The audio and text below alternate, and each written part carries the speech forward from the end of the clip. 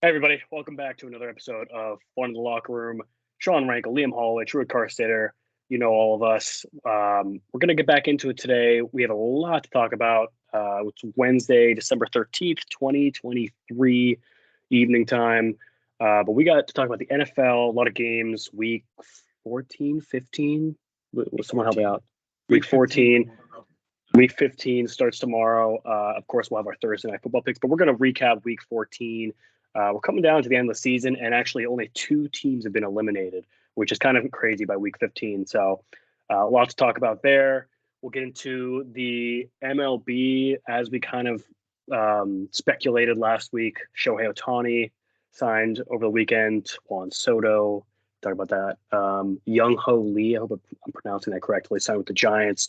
We'll get into all of that. We still have a couple free agent dominoes we got to talk about, and we can speculate where they're going to go now that the giant domino's fallen.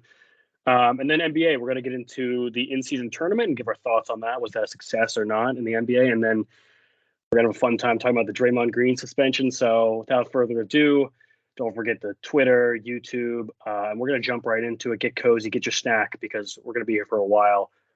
Let's start, as we always do, with our takeaways. Liam, what do you have from week 14 of the NFL? Yeah. So actually, if you guys look back a week at my takeaway from last week, I said that the Eagles have been exposed. I just want to reiterate that again this week. Very weak secondary, and man, they played two good teams in a row and just can't get anything going on offense.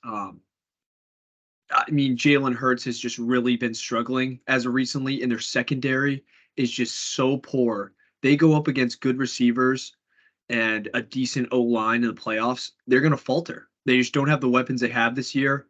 And it looks like that cycle of different NFC, of different division champions, it's going to happen. I think the Cowboys are going to take this division. I feel like, at least from my point of view, that Jalen Hurts is taking a step back this year. If you ignore the tush push, like everything else, like he does not seem like the same quarterback. People are speculating his injuries playing through, but like he does not seem. This Eagles team does not seem like the same team we saw last year. And we talked about this since the start of the season. Like we were saying, they started off slow, and we're like, but okay, they're like finding a way to win these games. But now they're playing the better teams in the NFC, the teams they're going to be playing in these NFC Championship games, NFC Division weekend games, and these are the games they're going to lose if they keep playing like this. Yeah, 100% agree with you.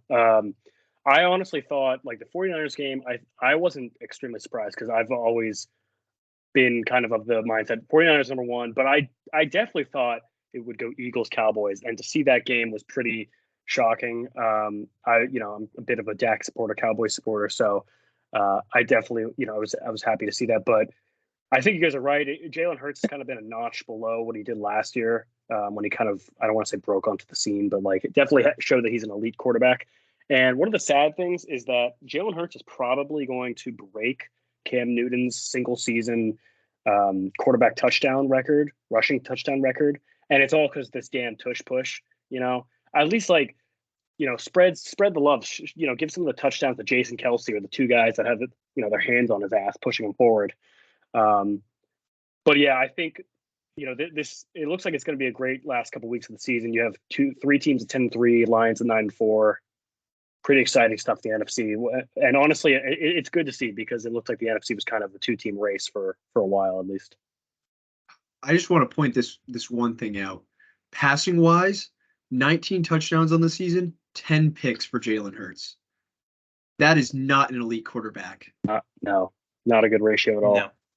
No. True. You want to see Jalen Hurts take?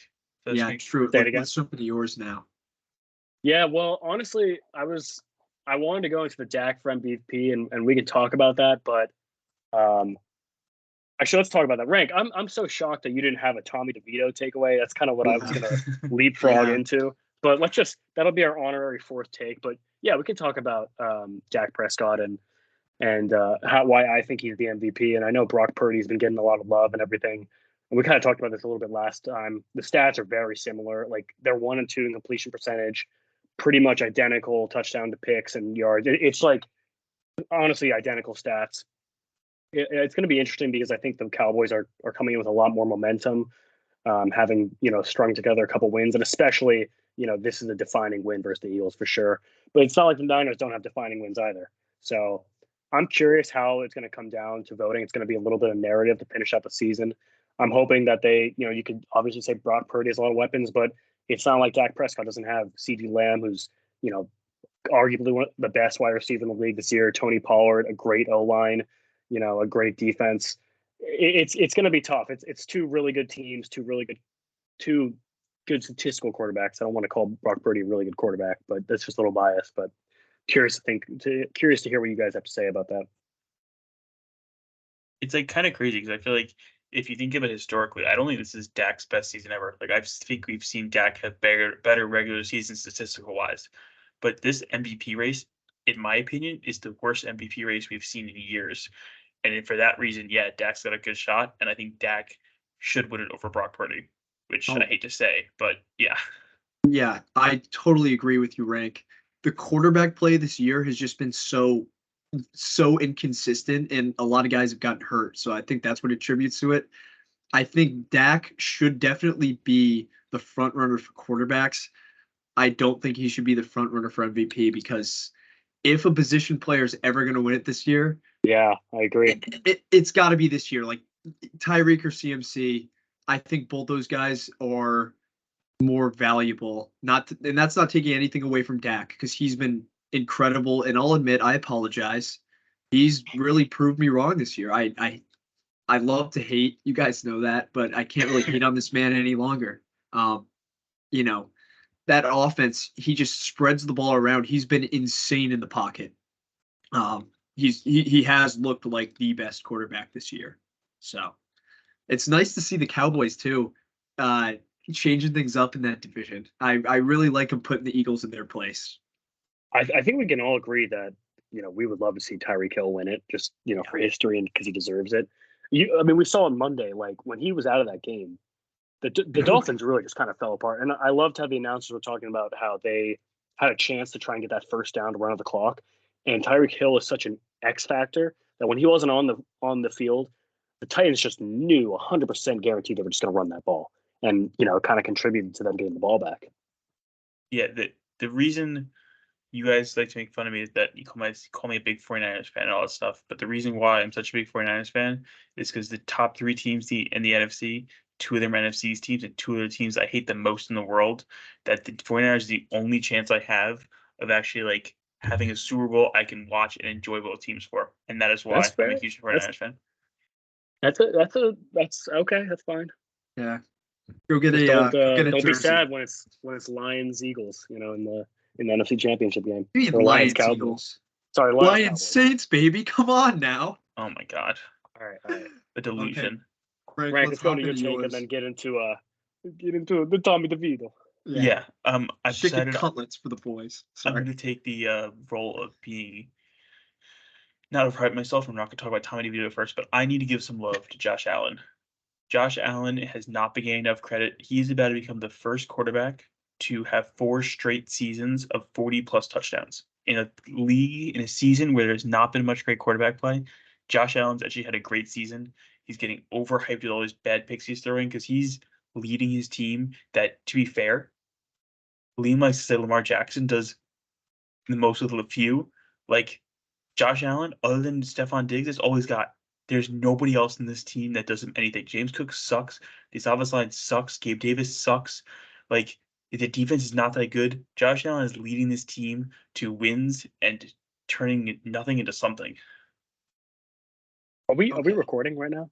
Okay. Let's make sure we got it on film that he just was giving Josh Allen praise. Just want to make sure. Okay. First of all, Stephon Diggs, let's not act like he's not a top 5 wide receiver. He's not a top 5 wide receiver. Wow. Okay. Wow. There's 5 better wide receivers than him. Tyreek, Josh, CD, Justin Jefferson, CD, Tyreek, Deebo Samuels. I'm drawing a blank right now, but there's 5 better wide receivers. Deebo? I don't know. You could put Devontae in there. I wouldn't say Devontae. Deebo. AJ Brown. I would not put AJ Brown. It's better than Stephon Diggs. I would. Okay. We'll agree to disagree on that. Top 10 wide receiver is still a big deal, though. Yeah. Okay. Yeah. Rank arguably top 5. arguably. Rank, do you really think he's going to get to 40 touchdowns? 40 He's passing 5 touchdowns touchdowns? away. No, not 40 not 30, 40 passing touchdowns, 40 total touchdowns. Oh, okay. He's 35 right now, so he's got 5 more to get in the next 4 weeks. I love Josh Allen, but he's also like thrown a pick in like 9 straight games, which I think is like a record or some type of record. But he's got nobody. Like, he is just by himself in these games. He has put some great game-winning drives together. I don't know. He's finding a way to do something out of nothing, and I think the Bills are scary come playoff time because of him. Rank, I want to ask you one question. If Kadarius Toney didn't line up offsides, would you be saying this right now? Yeah, I don't think the Chiefs have anything to do with the Bills. Well, If no, it's because they Bills just played were each other. 6-7. Yeah, if the Bills were 6-7 and we're on the outside looking in, would you be singing this tune right now? Yeah. I don't know about that. I just think in general, Josh Allen's getting too much hate this season. He's still a top 5, top 10 quarterback in Too much hate from you. I've been hating on him, and I think it's deserved. This offense in the past, let's see. How many is that? In the past 9 weeks, they've only put up 30 points twice. And you can make all the jokes you want about Sean McDermott being a member of like Al Qaeda or whatever. They still have weapons. Knock on wood. I don't know. They've had some bad losses too, Rank. But he's found a way to win some games, especially since Joe Brady's been the offensive coordinator. Like, I don't know, it's starting to click a little bit. I still think just the magic word. Yeah, they play the Cowboys, the Dolphins, the Patriots, and the Chargers left. Do you think if they go realistically, they probably have to go 3-1 to get in? They can go 3-1. They could. They could also go like 1-3, or come on, most likely Patriots 2-2. Or the Chargers. They already did. Oh. Yeah. Well, all right. Let's move on to. Can we stay with that game though? Yeah, we got to talk about that game. Like, what are your guys' thoughts on that play? Like, obviously, it's I think at this point, I'm gonna give Andy Reid some crap for this, dude. You got to coach better so your team. First of all, the Chiefs shouldn't have been in this situation in the first place. They put up 17 points against a Bills defense that's been pretty poor as of late. Yeah. Patrick Mahomes, Travis Kelce, 2 straight losses to the young Packers and a Bills team that they only put up 17 points against. Kadarius Toney aside, man, like, man, they gotta be better. Weapons. Gotta be better.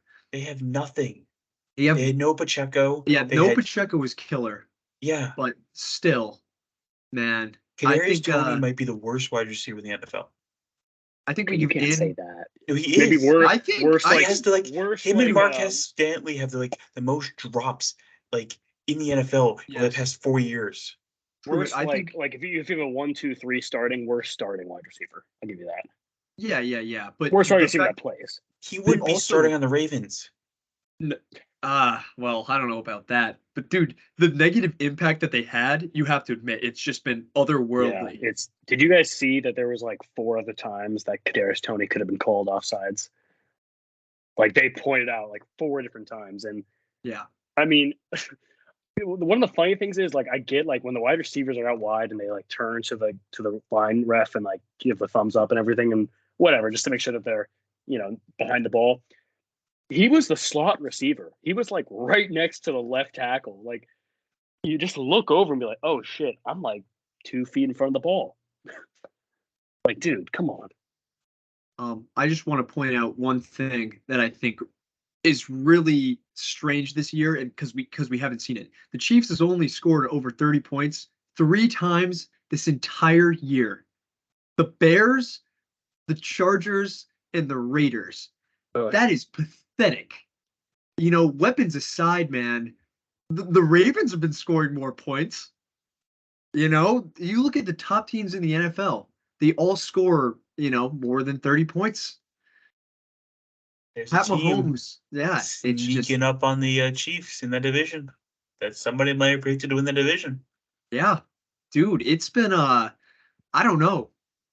I feel like a lot of that's got to go on coaching. They've had some close games that shouldn't really be close this year, and It now they're starting to lose them. is this year. Take the offense, take the personnel, take the coaching, whatever. Is this the worst offense that Patrick Mahomes has had in his career? Yes. Yeah, They just have no weapons. Like I can't blame Andy Reid. Thank God their There's defense is a nasty. limit to how yeah, much you can do with bad wide receivers, and Mahomes just can't do everything out there. yeah. It's only like I put another guy on a pedestal, but honestly, he does more than Pat Mahomes can with bad receivers. So If he wins a Well, playoff hey, game, then when you I'm have a talking. quarterback that can run, sometimes you don't need to throw the ball to shitty wide receivers. yeah, yeah. They put up more than 30 points this week. All right, rank. Let's hear it. Give me the DeVito experience Yeah, from a Giants fan. I'm trying to control myself. You guys are egging No, me no, on. I This is want you to let it bad. out. I no, want you to let dude. it out. Frank, you got to be excited, He bro. This is played awesome. he played really well.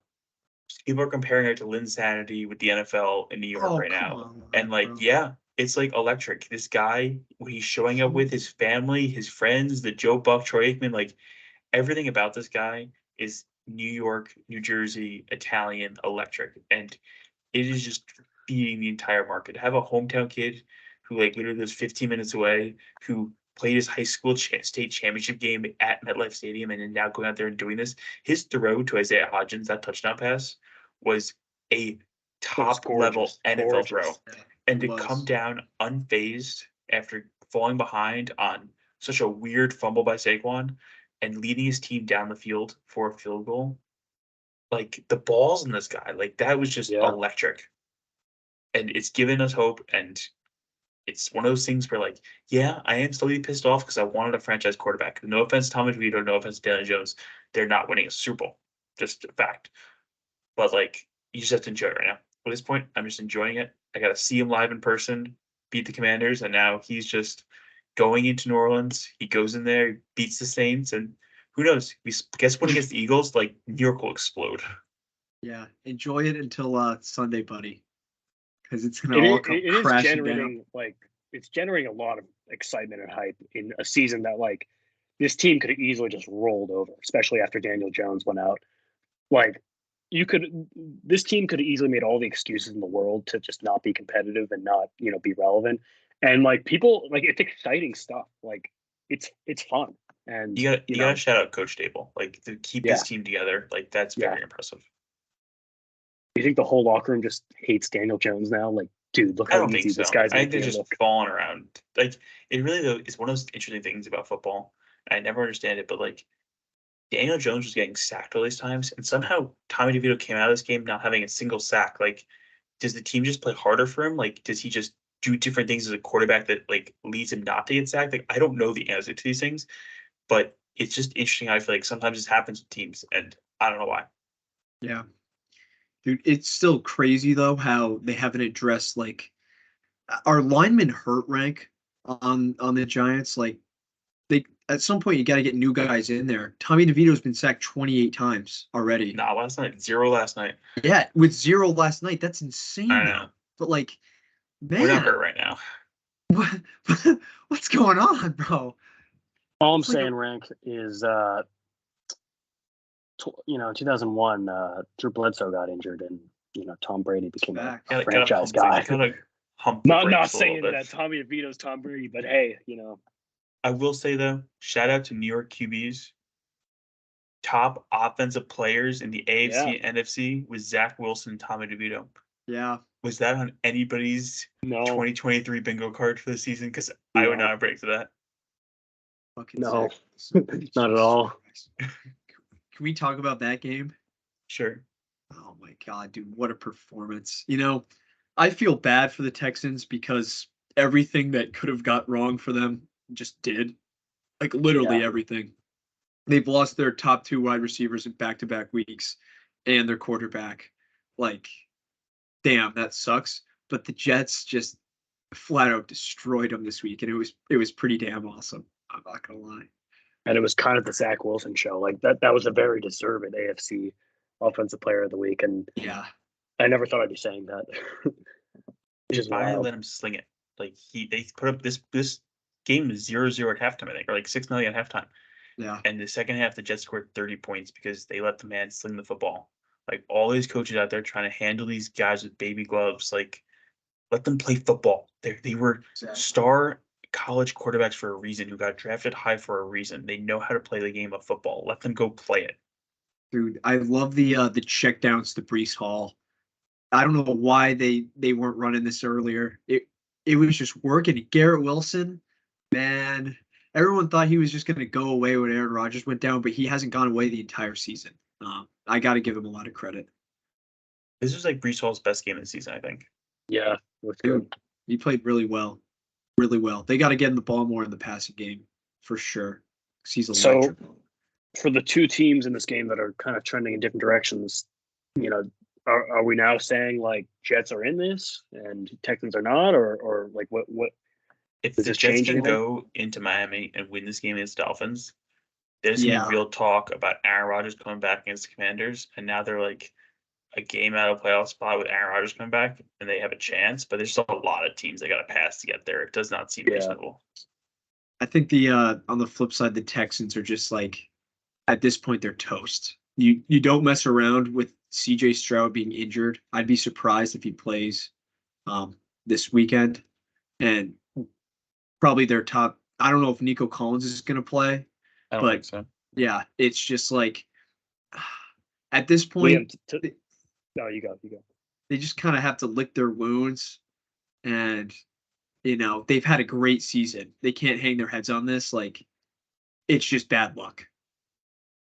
To play devil's advocate, there are 6 teams that are 7-6 in the AFC, and like the 6 and 7 seed are 7-6, and then there's 4 teams below them that are also 7-6. Like, I don't know. Like, I don't. It's not totally out of question. I know, but like, I would still have the Browns, the Steelers, the Bills, and the Bengals all above them with the players that the Texans have hurt. Even the Colts. Yeah. Like, definitely don't rush back CJ Stroud too if he's not ready. Exactly, dude. So we'll see when he gets out of that protocol.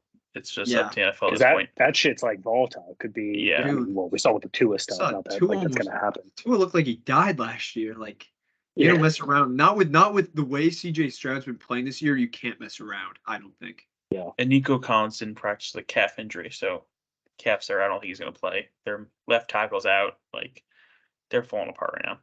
Yeah, it sucks, dude. This year has been terrible with injuries.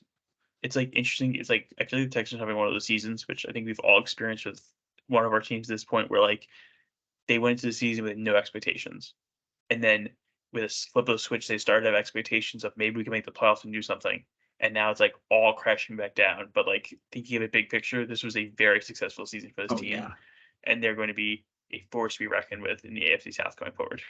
Yeah. Yeah. Can we talk a little bit about Joe Flacco, quarterback for the Cleveland Browns? He's always been elite, man. He's always been elite. He's always been elite in that stadium too, whether it's playing for the Ravens or the Browns, which is third wild. most wins in that stadium. Crazy. Yeah. Yeah. Do you think Zach Wilson and Tommy DeVito aside, I think this was the most surprising performance for me against the team that's been really, really good, like as of late, especially their defense. And Joe Flacco just tore them apart. It was awesome. What a game. Like, can this Browns team, like, I mean, we know their defense is crazy. We know that they've got a good running. We know they got a good running game. Like, they've gone through just this carousel of quarterbacks this year. If Joe Flacco, knock on wood, can stay healthy, into the, hopefully maybe into the playoffs, like, I don't know, can they do some damage? Damage? Dude. Like, okay, I know this is such a far off comparison, but I'm not saying they're going to win the Super Bowl, but think about that Broncos team that went up against the Panthers. Peyton Manning was just a shell of a man. He did nothing really productive. It was all the defense, the running, and just having solid wide receivers. I'm not saying they're going to go to the Super Bowl, but that could be, that formula is enough to maybe win a game or two in the playoffs. It's all, honestly, they could shut a team out in the playoffs. They definitely could with who they have on defense and the way they've been playing this year. I wouldn't want to play against Cleveland in the playoffs. Not at all. No. They have absolutely nothing to lose, and they play like it, and it's sick. It's sick.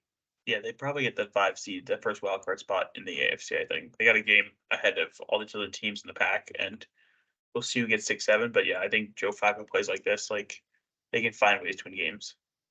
Who's on the Browns schedule going forward? Let's see. They have Bears, Texans, Jets, Bengals. Dude, all winnable games. They could win out. Like that's not crazy to say. With everything that's happened, if this Cleveland team goes 12-5, oh my God. I think they lose one of those games in there, but yeah, they're going to be a 11-6, something like that. Yeah, that's crazy. Damn, it's so weird. Like I feel like now we'd have a good idea of who's going to make the playoffs, but we kind of like we said in the beginning, like it's just so. I think anything could happen. Like kind of going back to I know we're talking about like, maybe rest CJ Stroud and don't rush him back, but like now Jacksonville's 8-5. The Colts, the Texans could get in just by winning the division if they can somehow just, it's cool. It's a cool time for football right now. And even the Bengals, like no Joe Burrow and like Jake Browning's playing electric right now. Like he's playing really well. Had 2 great games. Like, to be honest, I would put him as the AFC Player of the Week over Zach Wilson. I'd get behind that. Dude, crazy.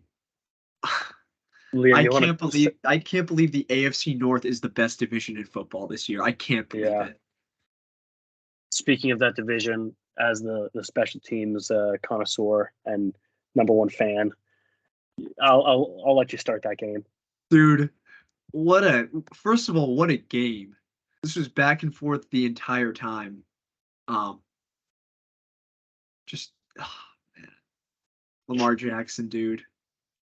Well, come on, talk about the ending. Yeah. Okay. Let me lead up to it a little bit. Okay, I got you. Lamar Jackson played his tail off this game. Just incredible performance once again. Making OBJ look like the OBJ of old. And to be honest, we talked about MVP earlier. Dude sitting on the best team in the AFC. There's a couple guys that have gone down. And let me tell you, you look at the other teams in the NFC that are 10-3. They got C-Mac, CeeDee Lamb, AJ Brown, DeAndre Swift, Tony Pollard, Debo. Lamar Jackson has OBJ and Gus Edwards. So that's like my lead up. But the way they won this game, little punt return for the win. Walk off. It was everything that I love in a football game in this game. We got extra football, first of all, and just a great team win. Great team win. The backup punt returner was the one who did it. Oh, really? Yeah. Was the primary guy injured, or was it just like all right, get in there, switch it up? I think Duvernay got hurt. Yeah, Duvernay. Yeah. Wow. Just that guy had a good night after that. What a game, man. What a game. The Rams played well, though. The Rams are putting a fight in this NFC. Like, they've been playing well this past couple weeks. Don't say that. Say, shout out Cooper Kupp for finally, showing up. Yeah. Shout out Matt Stafford for getting him the ball.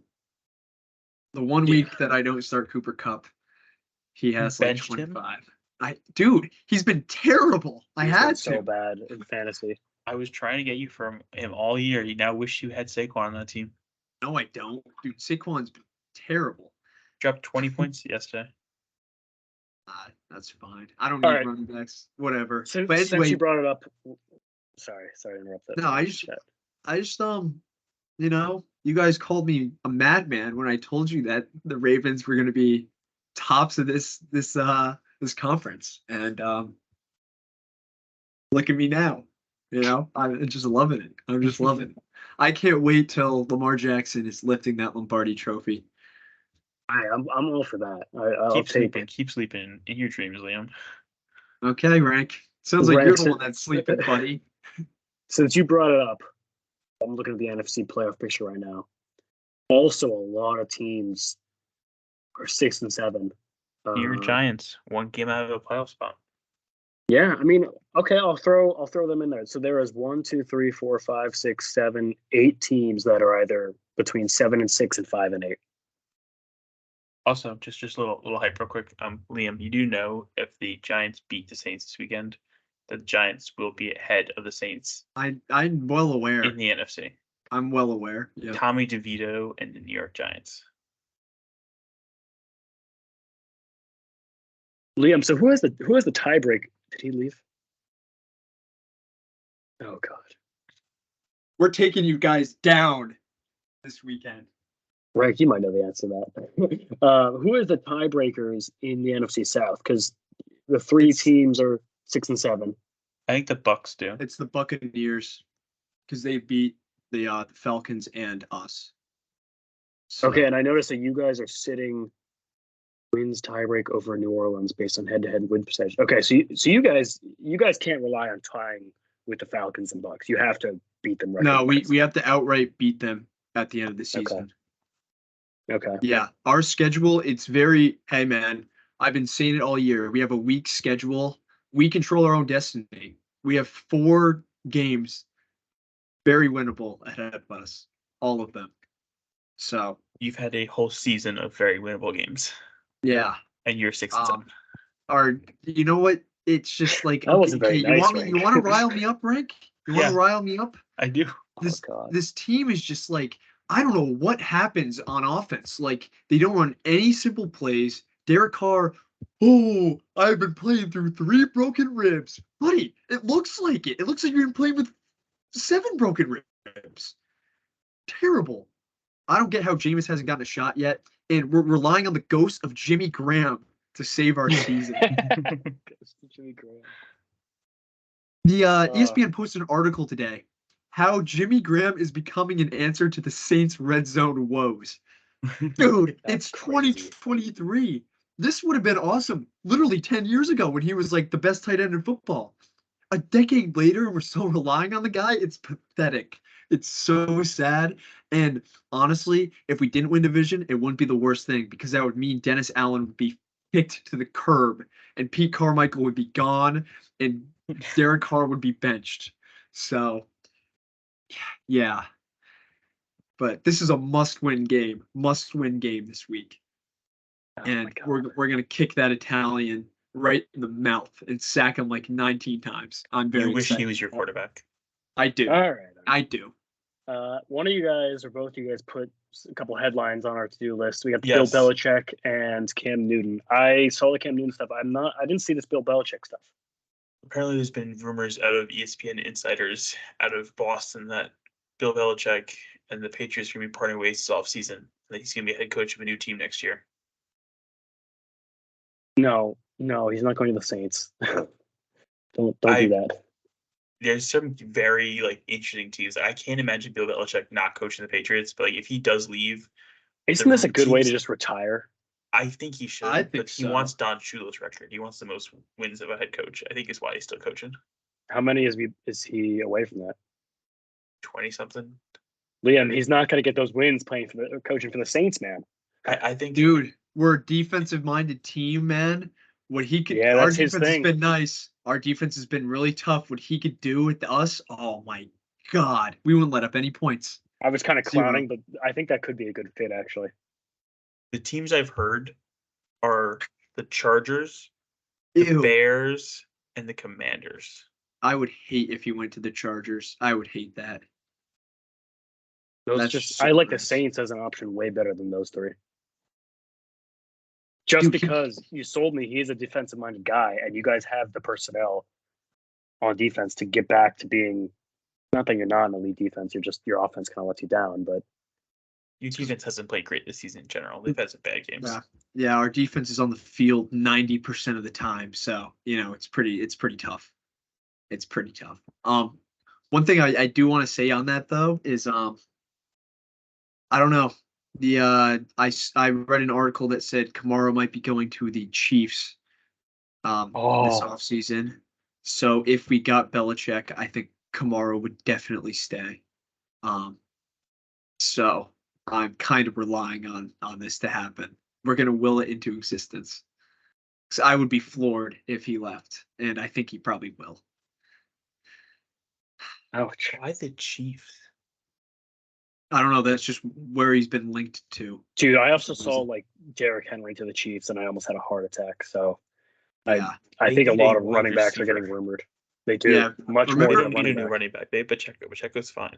Remember, everybody was saying Derrick Henry to the Eagles, and it was Yeah. just like insane. Yeah, I would be so upset if Kamara left, but to be honest, I wouldn't blame him. In other news, Cam Newton said on a podcast this week that he called Dak, Tua, Purdy, and a lot of quarterbacks nowadays as game managers and not real NFL quarterbacks.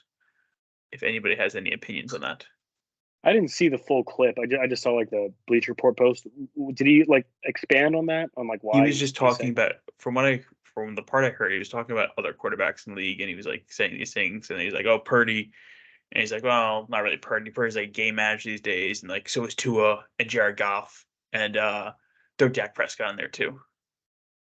See, Purdy for sure, absolutely. All the dude does is check down. Didn't have a completion over 15 yards through the air, I believe. Easiest Wasn't job. Tom Brady a game manager then in that aspect though?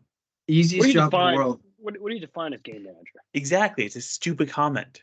I don't know. Am I right to say that it's just like a guy who's in the pocket and makes the right read plays, the high IQ plays, gets it to his guys to be able to create, but he's not the guy that's like running out of the pocket and creating things on his own. He understands the play and he's making the right read. Peyton Manning a game manager then? He can get out of the pocket. He stood in the pocket, made the plays. But he made some crazy throws. Maybe that was wrong. That might have been the wrong way to explain it. When I hear game manager, I think of a guy that doesn't just like outwardly win you games by himself. He just keeps you in games till the very end, and like it's always close, but he'll find a way to get it done. It's not like this guy's gonna have 5 touchdown performance. So Yeah. I think calling Dak a game manager with the season he's having is just absolutely ridiculous. I'm sorry. But Purdy's got the same number of touchdowns as Dak, so you call Yeah, Dak not a game dude, manager, and then Yeah, but Purdy, we see how he does it, dude. He hands it off to C-Mac, who goes 72 yards, and he'll flip it to Ayuk, who no one is within 20 feet of him. Like, I know Liam and I are biased, but like I do agree because the way Brock, like I'm just gonna echo his point, like to get it to your guys in space, like making the right read. Okay, I'm getting Ayuk on a slant, and he's gonna just the way the play is drawn up, he's gonna have space. You know, the bubble screens, all that stuff. Just getting. Does that make sense? Making the right read for you guys to be able to, for other people to be able to create. Yeah, you know, I agree with you on that, and I agree that like that's what he does. But then the more I've thought about this, the more I think back to that's just how quarterbacks used to play. Like they used to just sit in the pocket, make the right reads, and get the ball out of their hands and into their playmakers' hands. And nowadays we just have all these quarterbacks who are doing all this running and doing all these different things. But like Purdy's just an old school guy who just does what needs to get done. And maybe that's like more of a game manager, but like you think about Tom Brady. How many times do we talk about Tom Brady as a check down guy? Like, he threw so many checkdowns in his career, but like he's the greatest quarterback of all time. So why is Purdy getting more hate than I think? I think if Purdy wasn't the last pick in the NFL draft, he wouldn't be getting the same amount of hate or like same amount of like game manager status he is. If he was the second overall pick in the draft and he's putting up these numbers, we'd be like, wow, like he's an electric guy. I think that's just holding him back. But I do understand your points with the game manager. I think the reason why Purdy gets so much crap is because the team around him is just so good. Like, I legit think a lot of quarterbacks could be doing what he does. Did you see what they said about the Niners screwed Mac Jones over by not taking him? Because it's kind of a bold take, but to slide Mac Jones in there. Is it? Because I think Brock Purdy would be doing similar stuff if he was in New England. I mean, I think he has and we've talked about this. Objectively, he has the easiest job in the NFL. Yeah. Easiest job by far. Like, I don't know. Every quarterback, though, every great quarterback had a playmaker. Yeah, had playmakers around them to make them. That's Well, very true. He just and has 3 of them and an incredible offensive line and the best defense. So the thing that I want to like add my 2 cents about Cam Newton saying that directly is I don't think game manager is at all a negative thing. Being a game manager is hard. Like as much as I like shit on him, you got to give Jimmy G like credit for being that game manager in the Niners situation because like not every quarterback can do that. There's a lot of bad quarterbacks in the NFL. And I'm seeing Liam's reaction. But mostly I want to talk about B is because I think the reason why Cam Newton said that is Cam Newton was never a game manager at all. Cam Newton is just, if we're going off of that definition, is just not a game manager. So of course he's going to like put a negative connotation on that. true. You said not anyone can do it. I think we saw what happened with Jimmy G when he was off the Niners, right? Yeah, I think like I think it's fair to say anyone. I think any competent quarterback would be fine playing in the Niners offense. I really believe that. well, yeah. Fun stat. Take it or leave it. I didn't send it to you guys, but Oh, here we go. when Jimmy G went to the Super Bowl, his stats through 13 games were identical to Brock Purdy's this year. That's weird. That is weird. That's really weird. Damn, that's crazy. All this just to lose the Lions. Can't wait. I got one more Brock Purdy stat before we move on to Thursday night. And I want to say this because like I gotta hold myself in check too because I've been on the Brock Purdy hate train. Brock Purdy's percentage of yards after catch are actually lower than the last 3 MVPs. Who are the last 3 MVPs? Rodgers is one of them. Mahomes. Mahomes. Is it Lamar? Probably not. It might be Lamar. So I know I've been giving him a shit, but I gotta be objective here. It I was feel like if you call Purdy game Mahomes, manager, Rodgers. Tua kind of is too, because Tua's got a lot of weapons around him. He's just making check downs. I No, mean, he's it not also making helps. checkdowns. Yeah, when you He's have not just making Tyreek checkdowns. Hill. Some of those Maybe. he's throwing a shit ton of long Dude. ball because of Tyreek Hill. It's not just checkdowns. It might be an easy job because easy the throws. separation Tyreek Yeah. Hill gets is crazy, but that's not. No, that's it. You can see the game manager. He's not just making easy throws though. Those are still tough throws to make. All right. Thursday Night Football. Chargers at the Raiders. You guys took the big L this week with the What was the game? Patriots, Steelers, and Mac Jones came out Oh, firing. yeah. I told you. I was right. Liam shaking his head over there, disappointed in himself. No, Should have known. no. Brock Purdy didn't throw a pass more than 15 yards through the air. What are we talking about? It was I a think this stat. is I was ridiculous. shocked to see it too. I think this is ridiculous. I don't know. I think Jimmy G exemplified that anybody can do the job. Literally anyone. Because Jimmy G can't even start for the Raiders now. How many points did they score last week? Dude, they weren't scoring many with him on there either. Let's not act like it was all that. Come on. I don't know. Whatever. Chargers This is at a Raiders. bad Thursday night game. Yeah. Why are the Raiders- Raiders favored? Literally just because they're home?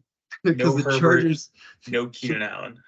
dude, Chargers have put up 10, 6, and 7 in their last 3 games. This is such a bad game. I almost don't want us to pick on it because it's like No, we can use all the logic and reason in the world, and it's not gonna be the reason why any of us gets them right.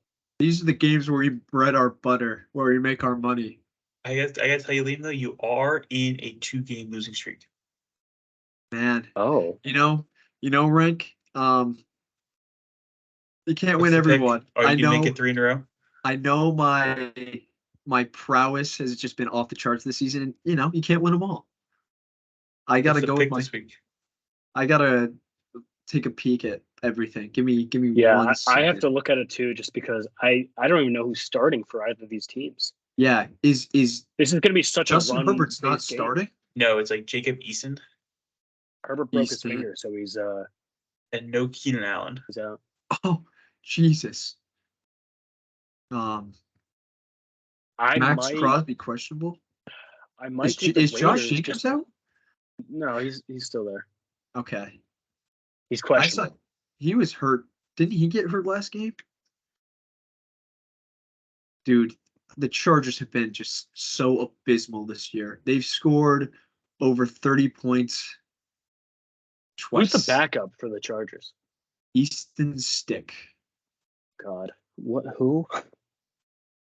Did he Dude, do the well Hawks- in the moments he No. played? Dude, they lost 24-7. All right, Liam, you're up I guess, first. yeah. This is a coin I- flip for me. I have, yeah, I'm gonna just go Raiders cover purely because I hate the Chargers and I'll continue to hate on them. Chargers haven't done a single good thing this entire season. You even go back and look at their wins; they're all against garbage teams too. 3-0. I can easily see them losing this game by like 3 touchdowns. I don't know. This is a weird one. Yeah. I'll take Raiders cover. Fuck it. I need Austin. Oh, excuse me. I also need Austin Eckler to really poop his pants this game fantasy wise. So really need the Raiders D to come through. I can't believe that field goal in the 3-0 game came with 2 minutes left in the game. That's absurd. I'm not gonna act like the Raiders are any better, but like, man, this is rough. 2 terrible teams just going at it. Like, this I'm is gonna what go Thursday Raiders. Night Football is all about. Yeah, literally. Frank, are you just gonna fade Liam? I'm just gonna wait to hear what you say. No, dude, he's got to fade you, Truett. He's got to fade you. Raiders because while both offenses suck, they did only give up 3 points. If you think about it, like, Dude, last week Like- the Chargers gave up 0, or 2 weeks ago. The Patriots. I mean, you know, Rick, you got to fade him now, right? You have to. I feel like he's locked in the Raiders, and yes, I'm gonna fade both of you guys. I'm gonna ride on myself again, and the LA Chargers are gonna find a way to win this game. Okay, I just want to throw this out there, Rank. I think you have to go 4-0 in these last 4 weeks to catch Truett. I can do it. is that true? I Oh, think so shit. because of the extra game. Rank's at if Rank only won 3, he'd have the same amount of wins as you, but he'd have an extra loss. No. So- I'm 2.5 games behind him, so I can go 3-1, as long as that one loss is the same loss we got. Yeah, Rank. I could just sabotage and just choose the same game as you every time. I'm Well, not. Gonna that's do why that, you're gonna but- pick before. That's why you pick first. Yeah. It goes in the order Oh, I of see. So you wouldn't even let me switch right now if I wanted Wait, to. no. So if you Easton guys Stick fumbled twice. Oh, if you guys God. both finish with 9 wins, Truett, you would go 9-11. Would I? 11. Rank would have a worse winning percentage because Yeah, he got Rank. the double or He- nothing. No, what I'm Yeah. saying is like if we 1 week we chose the same team, we both lost, then I could get it in somehow. If I got 3 wins plus that both lost. Truett needs to lose out, basically, is what needs to happen. Okay. Dude, I kind of want to root for that. Sorry, Truett. You dick. It's right. okay. It's all right. Put And it that in. would be an all-timer collapse if Yeah, I Rank started caught off you. like kind of decent too. Like, Yeah, dude, you were just taking my picks, and then you kind of tailed off that. yeah. All right, let's talk about it. Let's Yeah, You guys no, can- I you want guys to can- jump in right to it. This is the most corrupt thing I've ever seen the MLB do, and that says a lot because they've had some shitty things the past couple of years. If this was Steve Cohen in the Mets, they would have Steve Cohen's head on a pike. They'd kick him out of the MLB. They'd probably send the Mets down to like AA. I can't believe that this happened the way it did. I knew he was going to go to the Dodgers. Everyone knew he was going to end up there. He wasn't leaving LA. They were going to toss him the most amount of money, but the way they did it with this stupid contract it's just so, I don't know. It's just beyond absurd. If they allow this, I'm telling you, it's going to be trouble for the MLB because Steve Cohen's going to see this, and we're going to get everyone. We're going to get every single guy So I hope this isn't allowed, but it's just ridiculous. It's I don't think they're ridiculous. going to. I'm pretty sure they've said they're not going to overturn it just because there's no limit to the deferred money in the rules, which sucks. But It They is just stink. ridiculous. The fact that they're allowed to do this, it's atrocious. It's like it just destroys baseball. It's Baseball so bad. should have had a salary cap a long time ago, and they've got around without a salary cap. But this makes it so much worse. The fact that they're allowing this to happen, he's getting paid $2 million a year, and then going to go live in Japan or something like that and pay no taxes on his rest of his $68 million a year. Like that is a huge manipulation of stuff. And okay, great, Shoei wanted it, but like it's not allowed. It shouldn't be allowed in the sport to not pay a guy right away, especially if he's playing for you. If you want to buy him out, sure, he's not playing for you. But if he's playing for you and you're not paying him, ridiculous. is this what happened with Bobby Bonilla, or is this No, a? Bobby It's- Bonilla yeah. was a buyout. It was a buyout, like they Yeah. have in the NBA. He got bought out of his contract and gets paid over an So- extended period of time. Yeah. Oh, okay. Also, Liam, I learned a fun fact the other day. Apparently, Bobby Bonilla also got bought out by the Orioles, and they're also paying him every year. Yeah, they're paying Chris Davis. It's like so much worse what they're doing for him. Yeah. They have the deferred money for him as well. But this is just like this is game breaking and it's really shitty for the MLB. It's really shitty. There is a clause in his contract that he can opt out of his deal if the current Dodger management decides to leave. I think it's the GM and the owner, or it's the GM and someone else if they decide to leave the franchise. I'm just trying to be optimistic here, but Opt out. yeah, He's he gonna could opt out of $680 million. Well, hey, the Giants apparently offered the exact same contract. Yeah. Truett, the Yeah. optimism part, if you're gonna be optimistic about it, is the Dodgers always find a way to lose. They've had the most That's talented true. roster for many years, and baseball's the true. one sport where just because you have the most talented roster does not mean you're winning a World Series. No. Yep. Very true. Right. The best team rarely wins in baseball. Rarely. Which is Look at the Which is Phillies. why, How the hell are the Phillies yeah. back-to-back World Series? That team sucks. all I'm gonna say this. Dodgers doing all this to get knocked off by the 85 win Rockies next year. It's gonna be hilarious. Um, You want to rip the Band-Aid off, buddy? yeah, we alluded to it last week on the show. Juan Soto did end up getting traded to the Yankees. He was never going to sign the extension with the Padres. He's in the pinstripes now. Pretty nasty outfield that they got there. Very much needed lefty too. Trent Grisham was also sent in that deal. Gold Glover at center field, which kind of sucks because I don't see him playing at all. So I don't know what they're going to do with him. Yeah, it's tough. I mean, you want to talk about it from the Yankee side or the Padres side?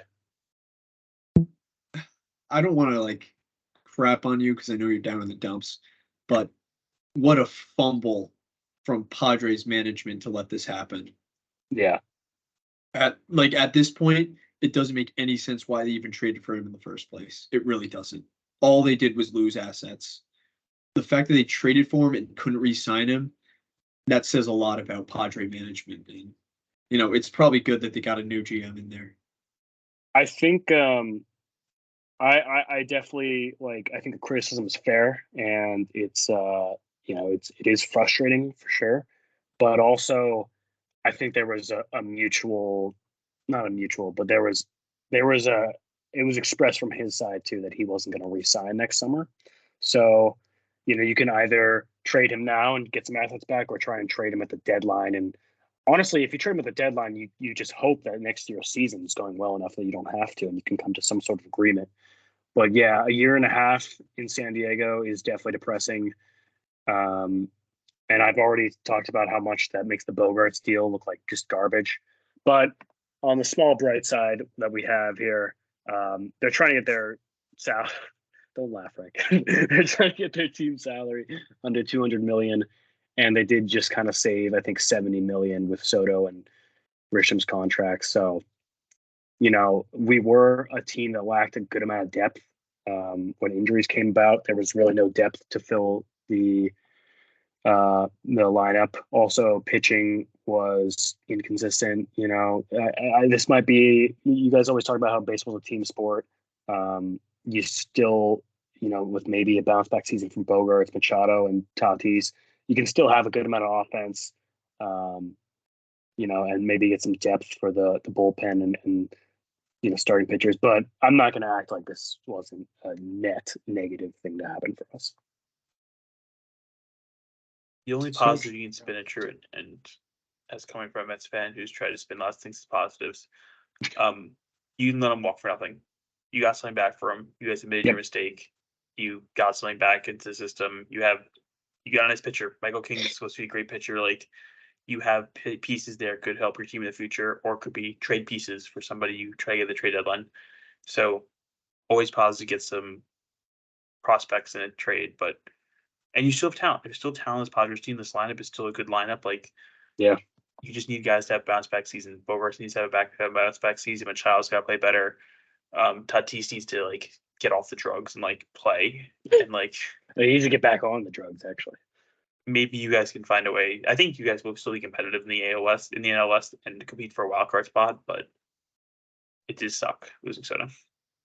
Yeah, and it looks like Hader's probably out the door too. Could get some pieces back for him. A lot of good free agents left. You know, I think we've needed a first baseman for a while, because for a long time, like, it was just kind of those four were the only guys giving us offense. You know, Kim was doing his thing every now and then, but yeah, you know, what are you gonna do? What a disservice to the fans, man. I'm sorry you're going through this, Truett, because they really just like it's just spit in the face at this point to the fans for even trading for him in the first place. You guys had so many top prospects that you shelled out for this guy, and to not re-sign him is just ludicrous. Yep. It's a good thing you have new management in, though. That's a really good sign, because I think fired. Isn't Preller gone? I don't think so. No, Preller's still there. They got a new manager. Oh, and their owner died, so you probably have a new owner now. Oh yeah, new owner. Well, it's kind of sad. I know. He did pass. Yeah. Hey, you got some new guys in there, and I'll just say this: if this happened before, like, Steve Cohen took over the Mets, and we were in your position, we'd probably just have the same guys in our organization in leadership positions. So, you know, Padres moving in the right direction from this. Yeah. So now that the major domino has fallen, the next big domino. Yeah. I hate that they're saying that that he's going to go to the Dodgers now because they have the money. So, dude, let's not talk about that. No, he's going to be a New York Met. He's going to be a New York something. I don't think he ends up in Dodgers. I think he's a Yankee or a Met, and I think that's where he's going personally. Him and Senga, I'd love that for you guys. It would be so perfect, man. Oh. God, it would be great. And other Mets news, our up-and-coming infielder, Ronnie Mauricio, tore his ACL and needs surgery. This just gave me straight PTSD from what happened last year with our star closer. I am beyond sad that this shit just keeps happening to the Mets. Like, it was gonna happen. I personally. What do you mean it was gonna happen? You can't say about freak injuries are gonna happen in the season, throughout the season, before the season. Why did it have to happen before the season? You can't even get like 20 games out of him, bro. You guys are the experts on this, but like, just the nature of the game, how common is an ACL injury? Very rare. Dude, did you guys see the clip? Yeah. I didn't know. It was just like nothing. Like, he was taking his lead off first, did his, like, you know, hop towards second and just tore it. Like, nothing could have happened. It was terrible. Only the Mets. So do you guys, sorry. Do you guys think now that Shohei is signed and maybe once Yamamoto signs too, like it's going to start rapid fire happening with everyone else, or is it going to still be a slow process? There's no rapid fire in baseball. God, I'm just waiting for that. Okay, it's just not going to happen. Fine. I'll have to learn to be patient. Why should I be patient? What are we in a sign? But all right. We have a little bit of time left over. Talk about some NBA, unless there's anything else MLB you guys want to bring No, up. I want to get to NBA. Yeah, I want to talk about some NBA.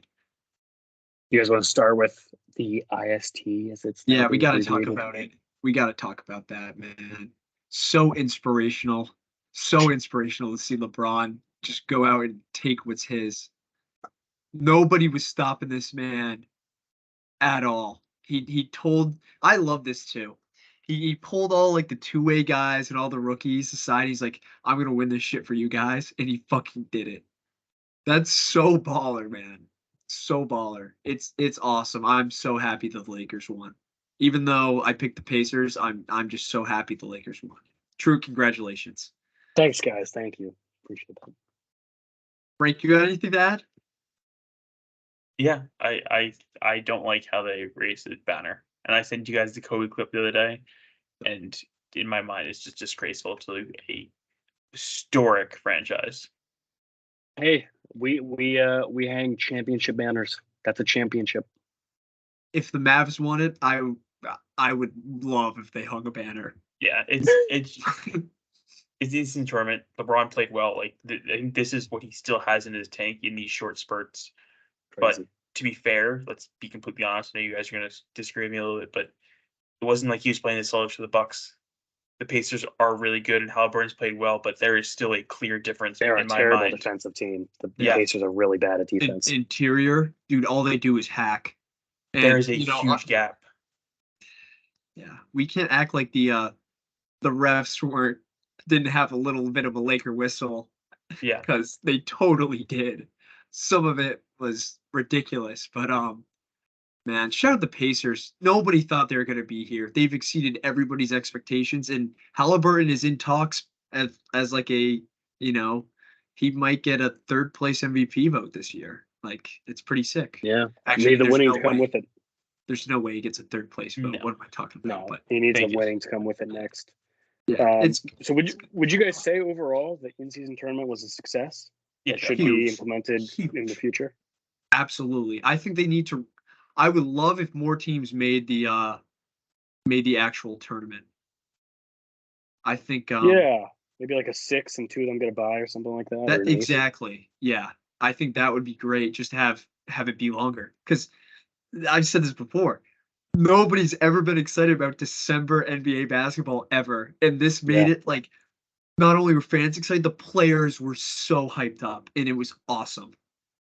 I think it's going to be even bigger next year because I feel like it started off slow a little bit the first couple of games. So I was like, oh, what is this? Like, this sucks. Like, funny courts. Like, it's a joke. But it, like, picked up towards the end. I think going to next season when people know what it's going to be like. And shout out to Adam Silver. Like, this man just – he listens to the fans and the players more than any other commissioner in sports. And he's a genius. Yeah. Great commissioner. Yeah, best commissioner in sports by far. He's awesome. I got 2 takeaways just from in-season tournament play. Neither of them have to do with the actual in-season tournament itself. One, this is just kind of a comment. LeBron is, I think, on pace, and I don't think he can keep this up, but he has like the best true shooting percentage of his career just because he's making more threes, which is great. Yeah. And that's crazy to say about him at this age. But number 2, and I think this is something we can talk about more. You might have seen Stephen A's comments. You watch the game versus the Pelicans, the Lakers versus the Pelicans. Does Zion actually have, and I can't believe I'm saying this about an NBA player, does Zion actually have an eating problem? A weight problem? Yeah. Yeah. Dude's an NBA player. It's so easy for him to get in shape, and he chooses not to. And they came out and said that he's just not listening to the coaches about it.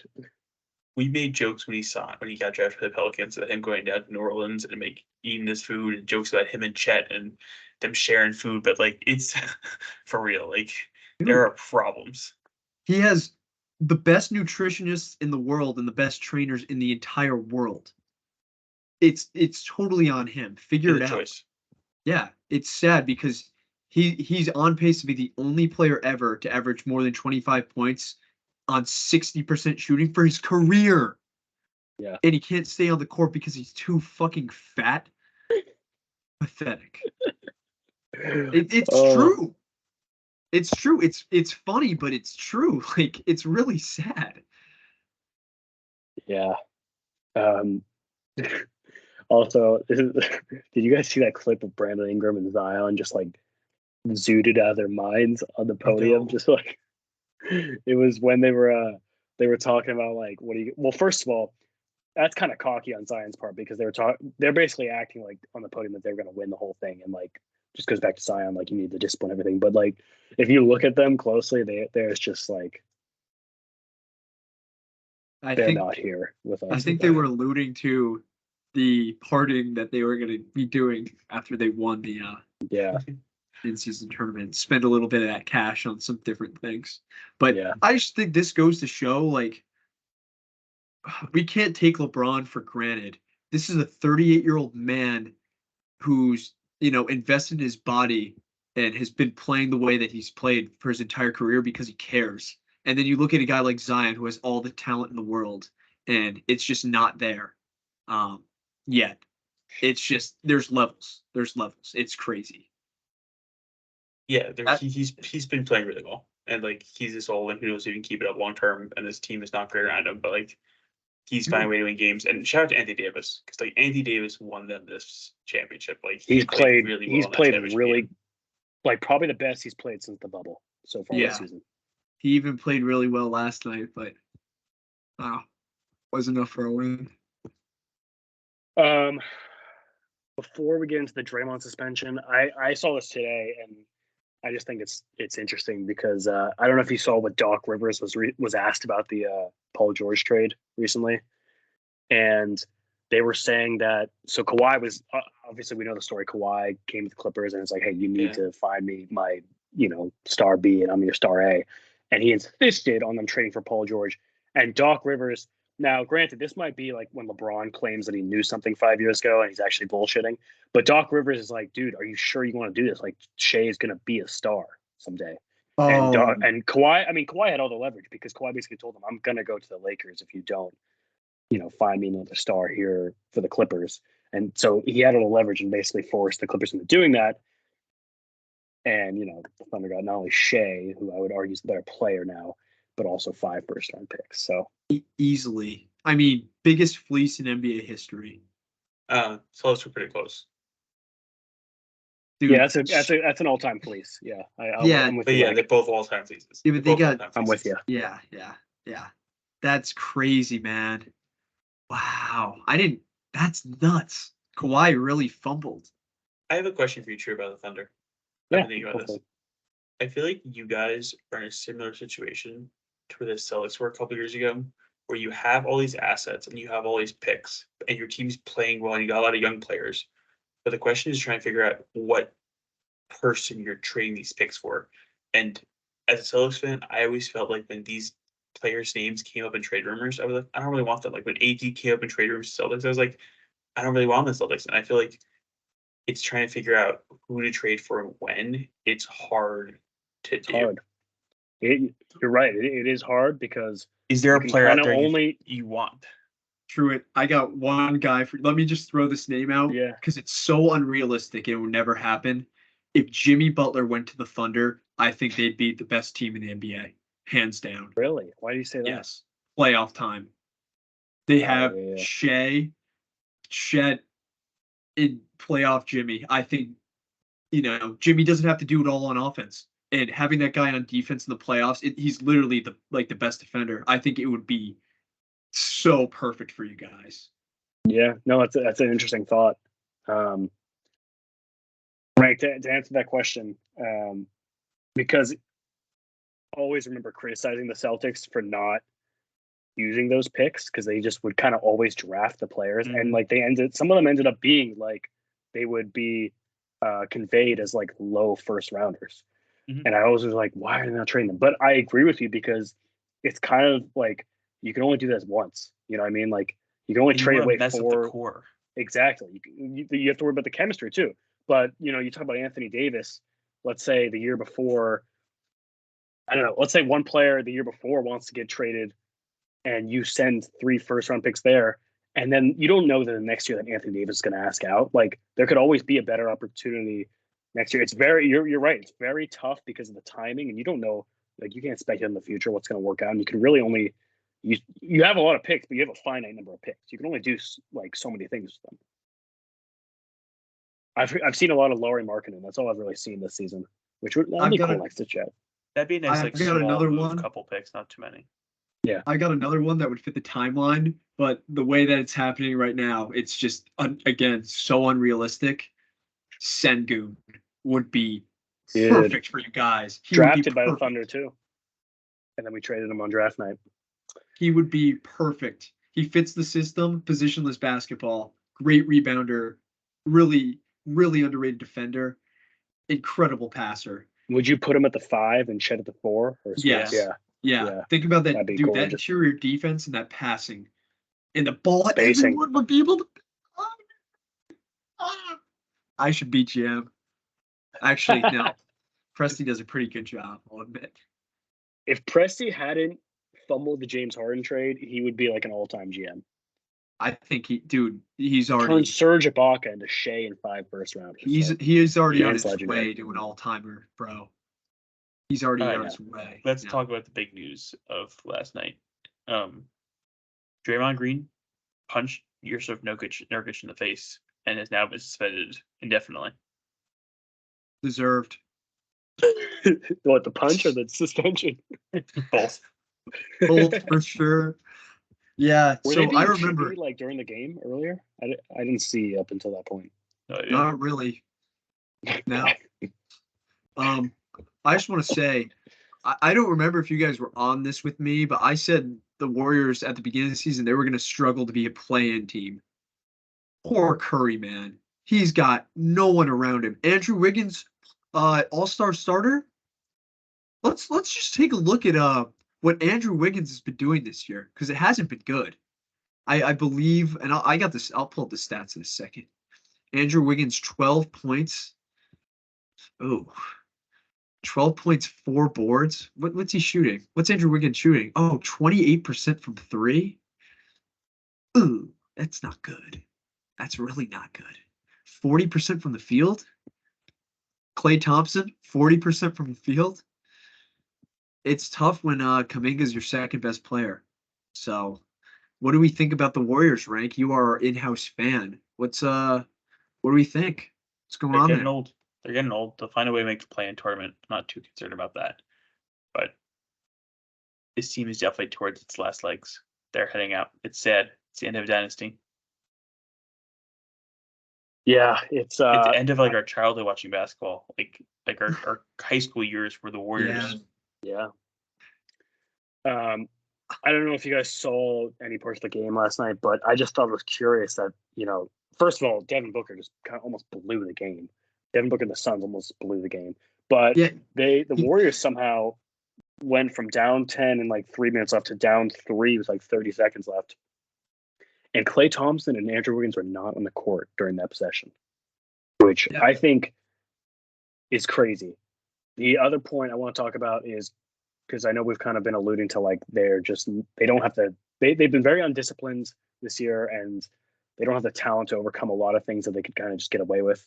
I'm looking at it right now. They are 29th in the league in personal fouls, 27th in turnovers, 28th in blocks, 21st in steals, 25th in field goal percentage. But they're doing pretty well 3-point percentage. And they're just like, this is not the team. And you're right, Sean, like that dynasty that we saw, very historic, solidified dynasty. Yes, they still have Steph and Clay and Draymond, but face value, this is just not the same team, unfortunately. I still don't understand why they went out and got CP3. Well, was it too much of a contract and he was not helping his team? I think Chris Paul's actually been kind of decent for them this year. Yeah. And 7.5 assists. Yeah. I think Steve Kerr is the right coach that can salvage this season by keeping these guys. They got to clean up a lot of shit. And and they said it like during the game last time. One of the commentators said it really well. They just got to clean up a lot of shit. The turnovers, they're not protecting the ball at all. Like, that's not what this franchise has been about the last couple of years. They've been very good with the ball. They haven't committed a lot of fouls. They've been very good defensively, and it's almost kind of like they're letting themselves go a little bit. And I think it's still early enough in the season that they can pull it back together, but it's not going to be as easy as it used to be. Dude, I really don't have any belief in this team. I'm looking at their roster. Outside of Curry, they have no one else that is like, I would say, a good player. I don't think they have a single good player like well above average on the roster outside of Curry. Who's the white guy with the curly hair? He's kind of tough. Saric or Posta? No, Potazinski. Yeah, he's not bad. He's not bad, but like, dude, Draymond, Looney, CP3, Thompson, and Wiggins. Those are like the certified NBA guys. All these other guys, I mean, Kuminga's taking a step up. These guys all could easily be in the G League. Everybody else. Like, they're relying on Dario Saric, Moses Moody, Corey Joseph is on the team. What? That's crazy. I have a fun Draymond stat that I just saw that's going to make you guys both excited. Oh, no. Garbage, bro. Draymond Green, his NBA career, games with more than 25 points, 5. Too many ejections. Suspensions, Yeah. 6. Yeah. Oh, You knew it was coming. Out of curiosity, since let's have a little fun right here. How long do you think he's suspended for? How many games is he going to miss for this thing? Dude. Well, after what he's done this season, it should probably be like, honestly, like 10 games probably, I think. And I know that's crazy to say, but after chokeholding Gobert, I feel like 10 games is Yeah, I think 15. Pretty fair. I think 15 personally. Yeah. Maybe I was going to say 20, but nah. I mean, 25 for Ja with a gun. Like, he didn't pull a gun out, so I don't think it's going to get to 20. socked somebody in the, like, full on punched him in the face during a game. Yeah. A week after is, choking somebody. He choked someone too. The problem with the Warriors is, like, it's kind of the same problem like the Lakers have, where they can't just, like, give up. You know what I mean? Like, Curry is still playing at such a good level. He can't just tank. Curry's not going anywhere. He's your franchise guy. He's going to retire before he signs another team. Like, they have to somehow find creative ways to move without tanking, which is tough. If he is suspended, we'll say 15 games. I want you guys to tell me. I'm gonna list some teams, and you tell me if the Warriors have a chance to finish above them in the conference. So we'll start off simple. T-Wolves, Thunder, Mavericks, Nuggets. The Warriors finish above any of those teams? This is at the end of the season or after 15 End games? of the season. End of the season. No. No. The Thunder, they may finish by the Thunder. I think the Thunder could fall potentially. Hey. I don't want them to, but like they could. Okay. Kings or Lakers? Yeah, they can finish with the Lakers. They can finish with the Kings. Clippers, Suns, Pelicans. I don't know how the Clippers are. Pelicans, I don't know if what's going Zion on with it. doesn't stay on the court, then yeah, they could go to Pelicans. Rockets, Grizzlies. Yes. I think the Grizzlies catch him when Ja comes back. Nope. I wholeheartedly believe the Grizzlies will have a better record than the Warriors at the end of the season. And then Jazz, Blazers, Spurs. I don't think Ja is going to be, just because they had a great record without Ja last year, and they've been terrible this year. I think they're missing a lot more pieces. Brandon Clark, Steven Adams, Dylan Brooks is gone now. I don't know if Ja is going to be enough to salvage this. They've already dug themselves a pretty fat hole too. I don't think the Grizzlies are going to be salvageable. I think the Warriors are going to fall off even more because Curry is going to run out of steam. They're running him into the ground. It's very easy to defend this Warriors team now. You make anybody else beat you. Make Klay Thompson shoot, you're going to win the game. Make Andrew Wiggins shoot, you're going to win the game by 30. Draymond, you don't even have to worry about because he's not gonna be in the court shooting. He's gonna be in the locker room hitting the punching bag, working on his game. Jesus. I really have no belief in this Warriors team. I'm writing them off right now. Frank, anything to add? No. I'm just gonna let Liam have his. Liam likes to be a hater. He wants to try to bring me into this, and He I is think- totally trying to bring you into this. I think you and me, True, are on the same page as the Warriors team that there's teams in this Western Conference they can finish ahead of. And I think they'll find a way to turn around. Will they be like a top 4 playoff team? No, but like they'll get in the playoffs. Curry is totally capable of putting a team on his back. This might be the hardest challenge he's ever had, just because Wiggins and Clay.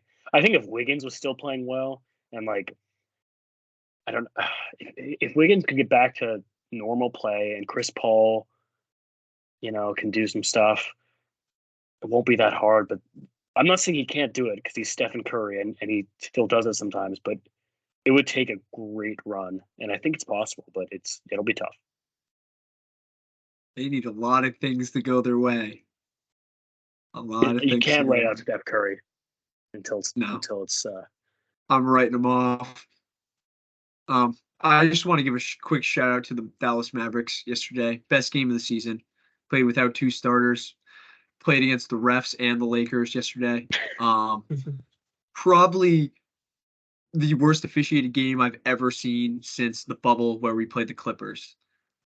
It was just outwardly ridiculous, some of the shit that was going on, and Dante Exum spoiled Lakers money line that the refs had.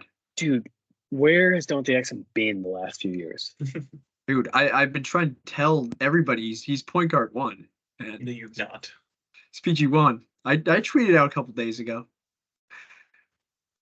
But yeah, you have to start putting your Mavericks fan account in our shout outs and our shameless plugs at the beginning. Shout out Lively Luca on Twitter.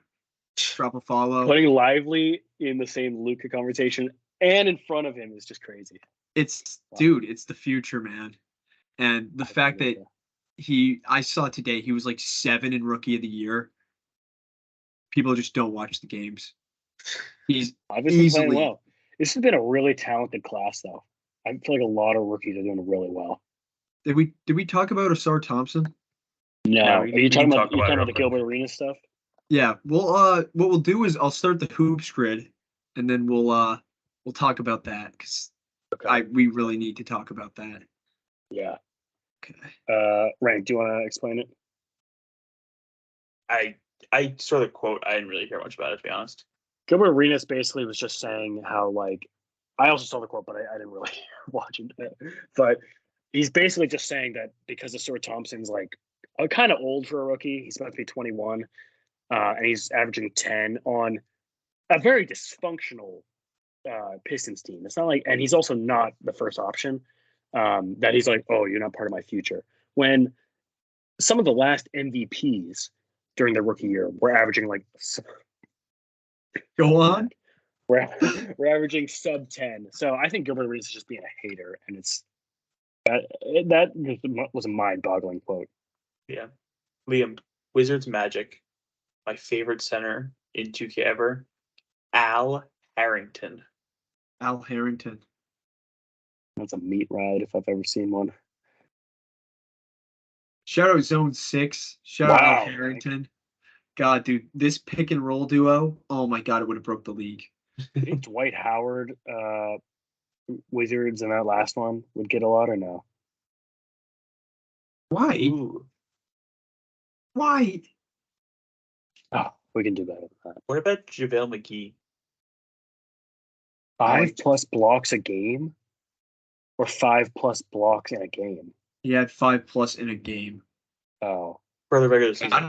I don't think anyone. I don't think anyone could average that.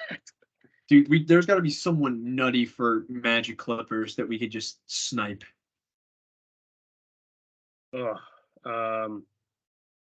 Celtics Magic, Etuan Moore. Oh yeah, dude. He was actually a Pelicans legend.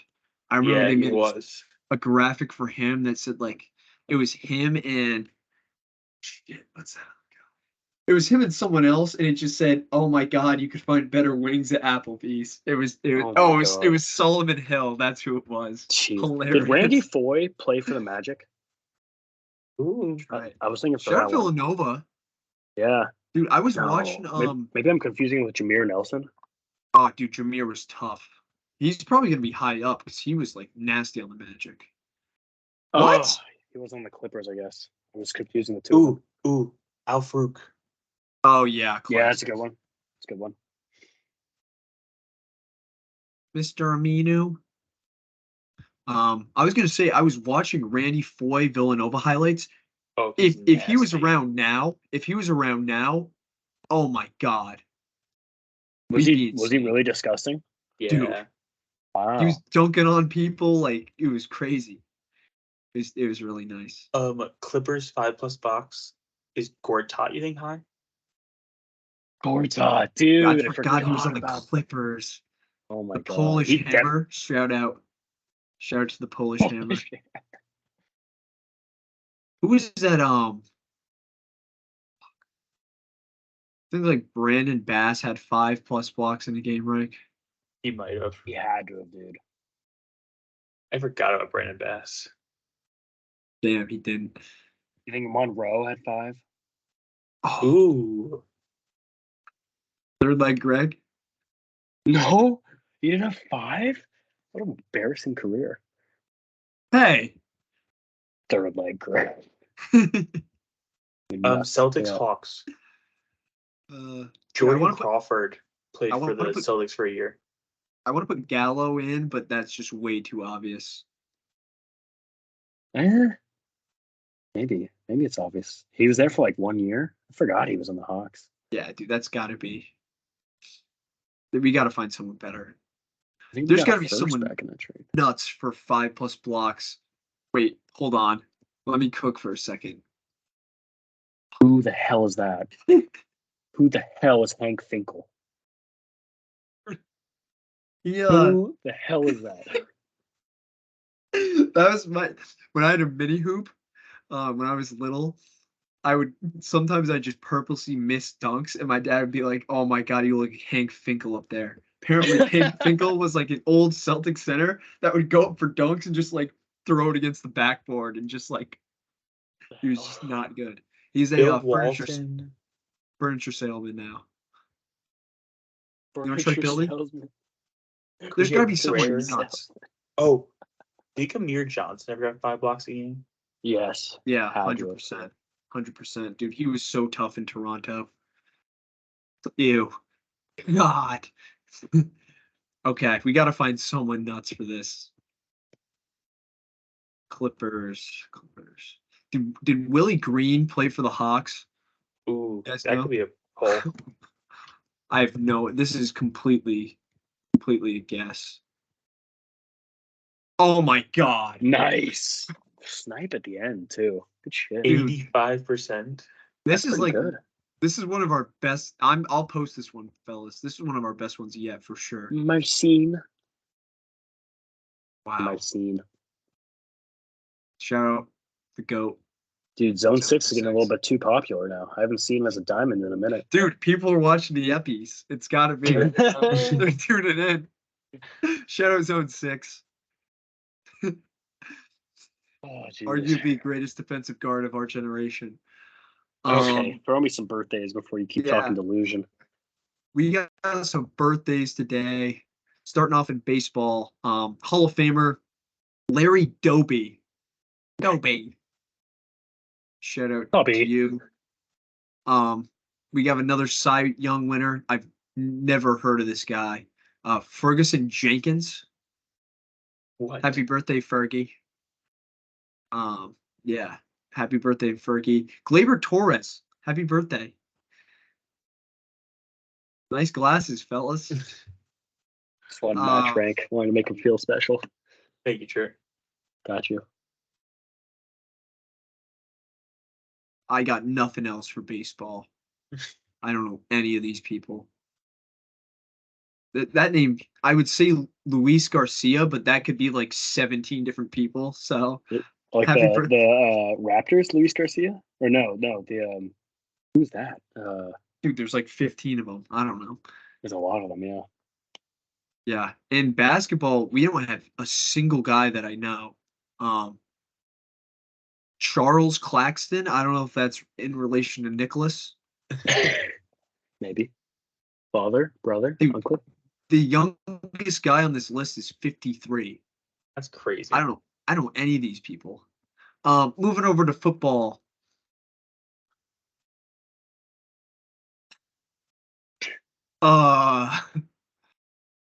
Fletcher Cox. Nice. Mr. Cox. Big Fletcher Cox Cox. is gonna be taking the L on Monday, unfortunately. But Facts. Big Cox, happy birthday to you, Mr. Cox. Moving over to hockey, we got Talon Foot. Happy birthday to you. And Howland. dude, what the hell is his name? Bates Bataglia. Bates Bataglia, happy birthday. 48 today. Happy birthday to you. Moving over to soccer, we got a guy named Moby Fur.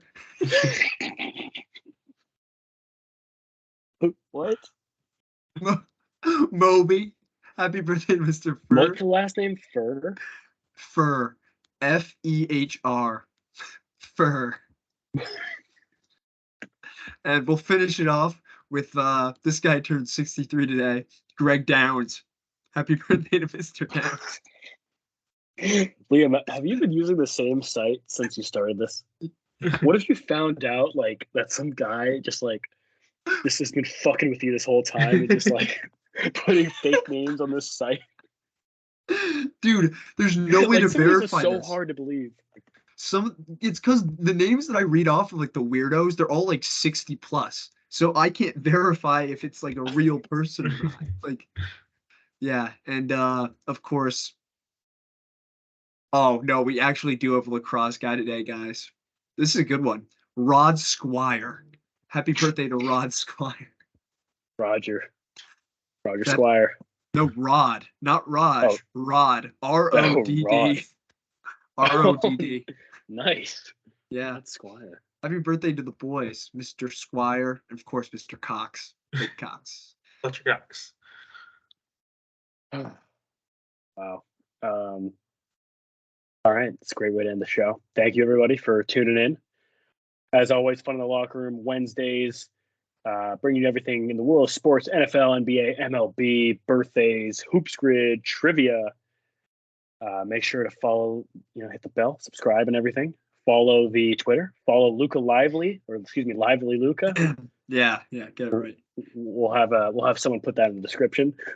Thank you to our producers, filmers, directors, editors, cameramen, the people that run our RVs and everything. Thank you for all that stuff. And as always, have some fun in the locker room and come back and we'll have some next Wednesday. Sayonara. Cheers. I like this.